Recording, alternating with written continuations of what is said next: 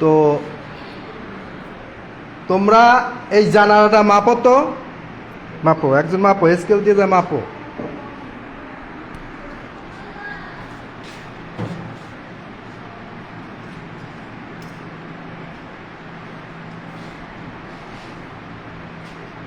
হ্যাঁ, আমরা ধরে নিলাম এই দিক পূর্ব পশ্চিম মাপ কয় ফুট হলো?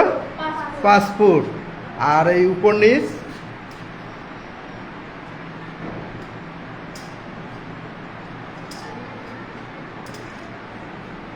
কয় ফুট? 4 ফুট। তাহলে পরে বড়টাকে আমরা কি বলবো? দৈর্ঘ্য।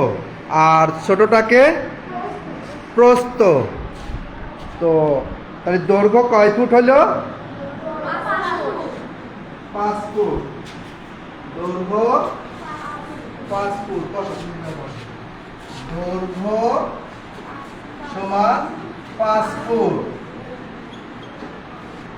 এবং প্রস্থ সমান 4 ফুট।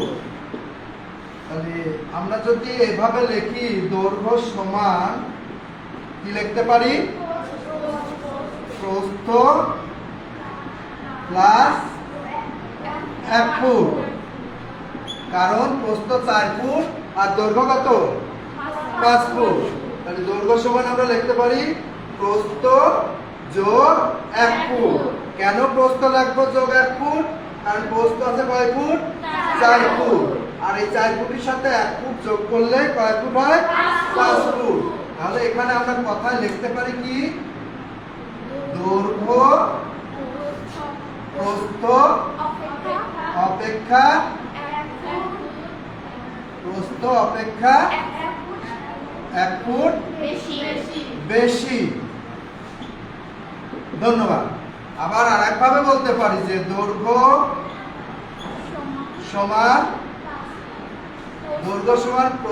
প্রস্থ,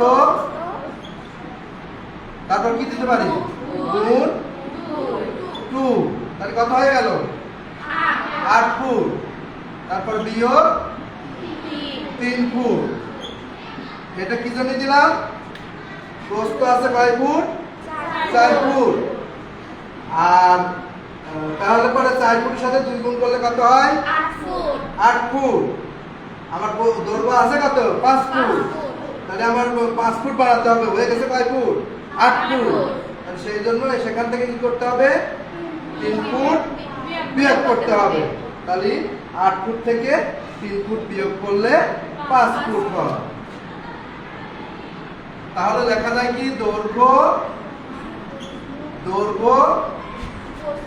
প্রস্থ অপেক্ষা প্রস্থের দৈর্ঘ্য প্রস্থের দ্বিগুণ।